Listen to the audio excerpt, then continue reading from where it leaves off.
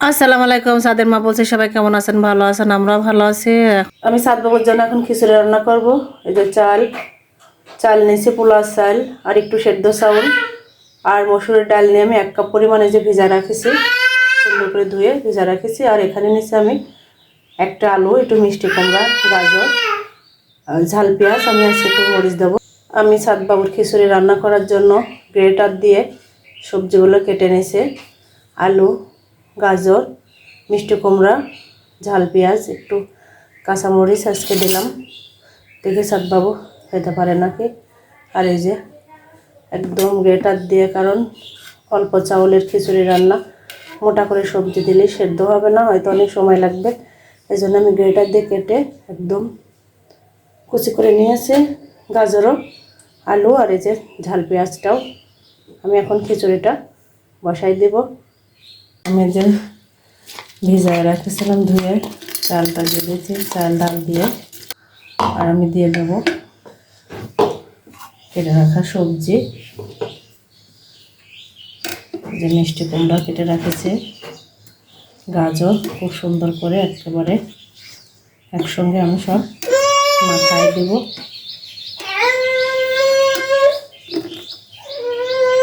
কি হয়েছে? আর এই যে সাদ বাবু আমাকে কি জ্বালানো জ্বালা।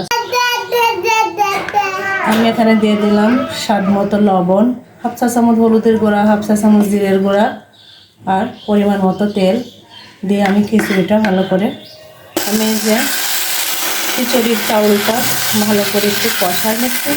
আর খুব সুন্দর সবজি, মশলা, চাল ডাল একদম একসঙ্গে মিক্স হয়ে গেছে, বোঝাই যাচ্ছে না এটা সবজি দিয়েছে। সবজিগুলো আমি গ্রেটারে সুন্দর করে কেটে নিয়েছি বাবুর খিচুড়ির জন্য। আমি ছোটো মানুষ, এই জন্য আমি এই ব্যবস্থা। আর এটা অনেক সুন্দর কষানো হয়, কারণ এটা ভিতরে ননস্টিক দেওয়া, এই জন্য কোনো ধরে যাওয়ার সম্ভাবনা খুব কম। এটা দুটো পাওয়ারের জন্য দুটো হুইলস আছে, এই পাশেরটা এক পাশে 1 আর এক পাশে 2, এই জন্য আরও একটু সুবিধা। আমি আজকে একটা কাঁচা ঝালও দিয়েছি সাদ বাবুর, কারণ আমি ওর অভ্যাস করাচ্ছি সে ঝাল খাওয়ায়। তাহলে আমি এখন গরম পানি করে রাখেছি, গরম পানিতে আমি দিয়ে দেবো। এখানে 3 পট গরম পানি করেছি, কারণ খিচুড়ি যাতে একটু নরম হয়, এই জন্য আমি পানিটা একটু বেশি দিলাম।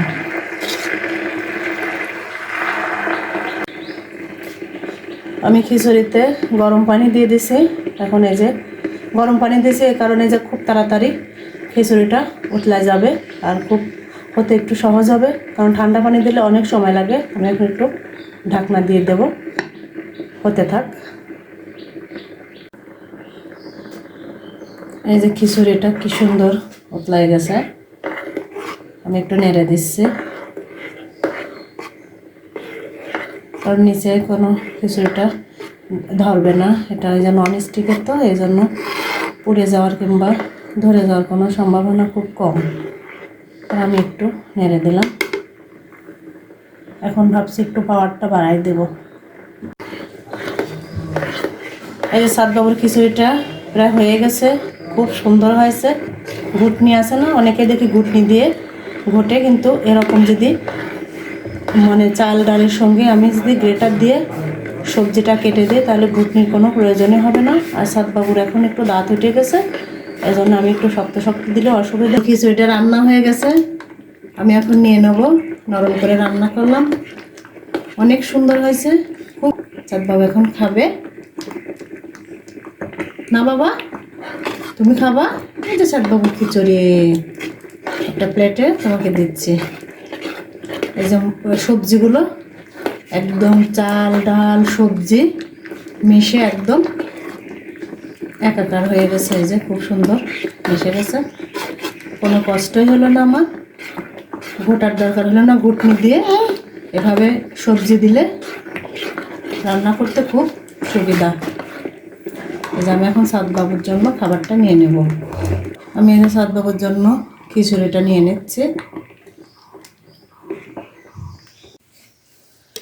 আমি সাদ বাবুর খাবারটা নিয়ে নিয়েছি, একটা চামচে করে সাদ বাবুকে খাওয়াই দেবো। এই যে সাদ বাবু খিচুড়ি খাচ্ছে হেঁটে হেঁটে, আর এই যে টেবিলের মধ্যে যা আছে টান মারে মারে ফেলে দিয়ে শর্ট করা কাজ করছে। কি করছো ছাদ? দেখি মাম্মার দিকে, এই যে ফেলে দিও না। এই যে আমার সাত বাবুর খিচুড়িটা রান্না করে নিয়েছি আমি। আজকের ভিডিওটা এই পর্যন্তই। আল্লাহ হাফেজ।